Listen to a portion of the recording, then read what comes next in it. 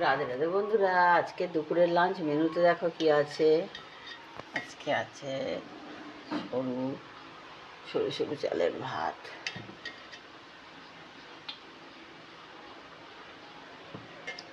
ভাত আছে। আচ্ছা, একটু নুন দিলাম,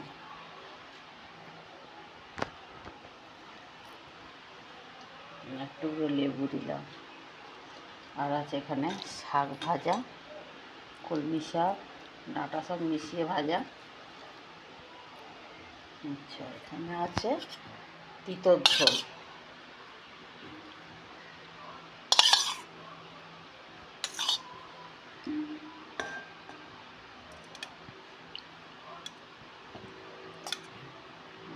তিতর ঝোল। এখানে আছে মোরলা মাছের টক।